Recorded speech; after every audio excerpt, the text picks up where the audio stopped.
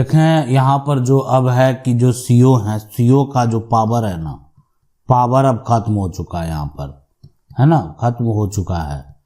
इसलिए खत्म हो गया कि अब जो है आप यहाँ पर कुछ नहीं करवा पाएंगे। अब यहाँ पर आपको, आपके लिए दूसरा विकल्प है और वो विकल्प के बारे में जानना बेहद जरूरी है।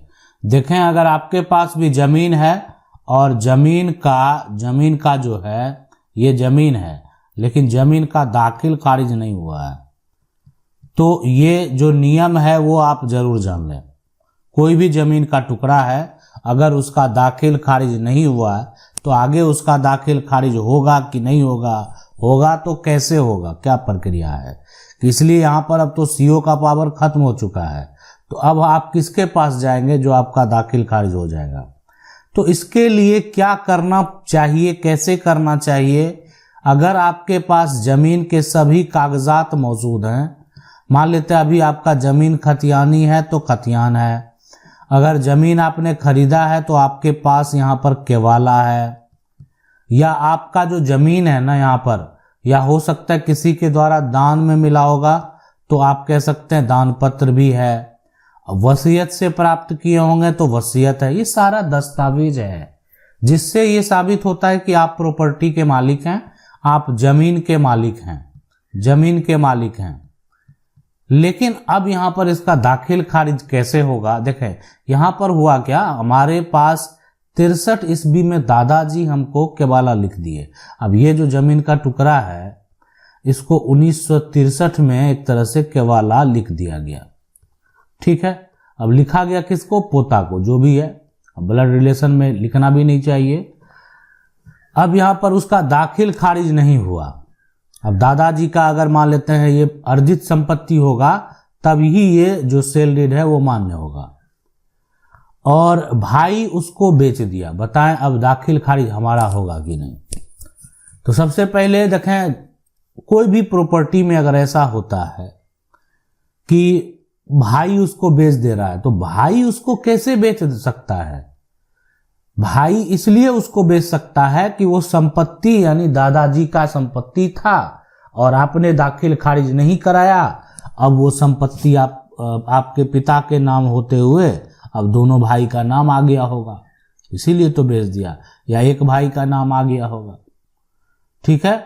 तो अभी यहाँ पर अगर देखा जाए, देखें कोई भी अगर दादा जो है पोता को जमीन लिखे, पोता को जमीन लिखे, या दादा जो है बेटा को जमीन लिखे, तो इसमें बहुत सारा कंडीशन है। कुछ सिचुएशन में ये मान्य है और कुछ सिचुएशन में ये जो है मान्य नहीं है, यानी इस तरह के रजिस्ट्री को शून्य रजिस्ट्री बोलते हैं। तो अभी यहाँ पर तो मान लेते सीओ का जो है, जब ये दो बार बेच दिया गया, 2 बार जमीन का रजिस्ट्री हो गया, तो अंचल अधिकारी जो है, जो सीओ है, वो कुछ नहीं करने वाले हैं। अब उनका पावर ही यहाँ पर खत्म हो चुका है। दोबारा जमीन को बेच दिया गया, वो सेल डीड को कैंसिल करेंगे नहीं, तो कैंसिल कौन करेगा, दोबारा जो बेचा गया वो सिविल कोर्ट करेगा। तो जब सिविल कोर्ट करेगा मामला, जब एक तरह से देखा जाए सेल डीड जो कैंसिल करने वाली बात अगर होगी तो सिविल कोर्ट करेगा, तो यहाँ पर सीओ का तो पावर ही नहीं है। तो जब तक आपका कानूनी प्रक्रिया से आपका दस्तावेज अब सही नहीं होगा तब तक फिर आपका दाखिल खारिज नहीं होगा। देखें, अगर आपका भी इसी प्रकार से कोई सवाल है तो आप कानून का जो कमेंट बॉक्स है वहाँ पर जाकर अपना समस्या को लिख सकते हैं। मेरा प्रयास रहेगा कि आपके सवाल का जल्द से जल्द जो है इसी प्रकार से जवाब दिया जा सके।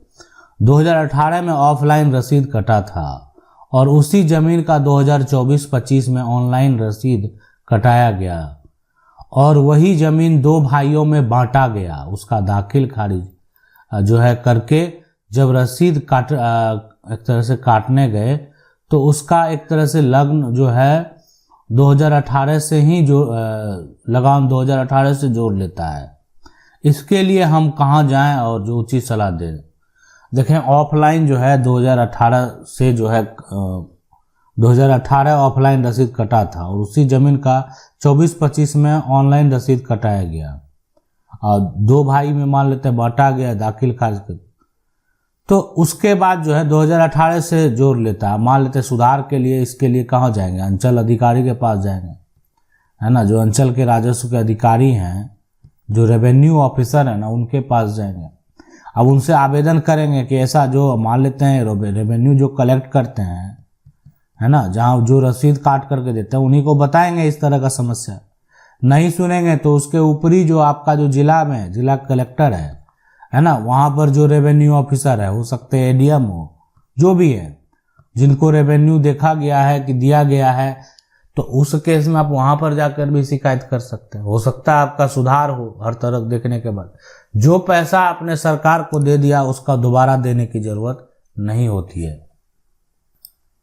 सवाल है सर, डीसीएलआर कोर्ट में मेरे पक्ष में फैसला दिया लेकिन फिर भी कर्मचारी द्वारा दाखिल खारिज नहीं किया गया।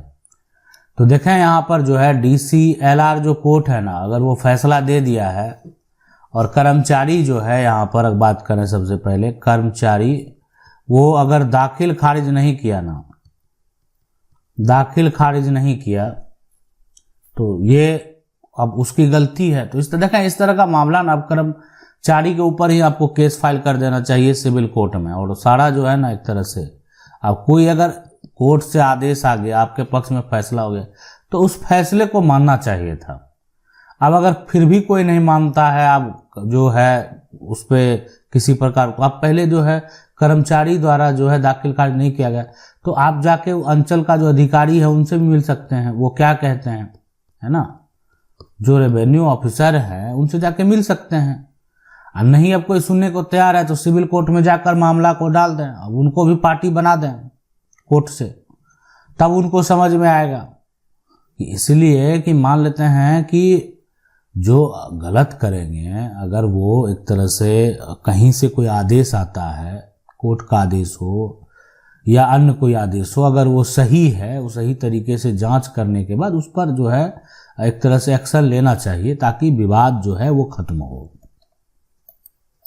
हालांकि सिविल कोर्ट से बंटवारा फाइनल है, दाखिल खारिज हो गया, लेकिन पार्टी दाखिल खारिज रद्द कराने के लिए डीसीएलआर कोर्ट में केस किया है, दाखिल खारिज रद्द हो जाएगा।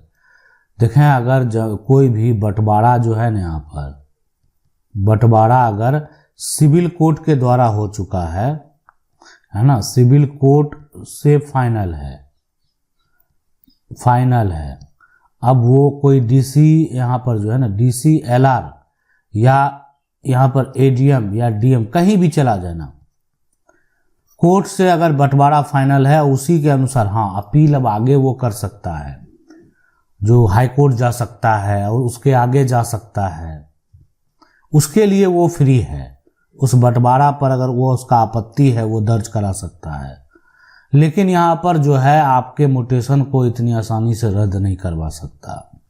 आप जहाँ पर आवेदन लगाया गया है वहाँ पर आप ये डीसीएलआर के पास, वहाँ पर जो प्रक्रिया होगा तो आपको भी आवेदन दे देना है कि आपने जो कराया सिविल कोर्ट से बंटवारा फाइनल होने के बाद कराया है, किसी प्रकार का कोई दिक्कत नहीं होगा।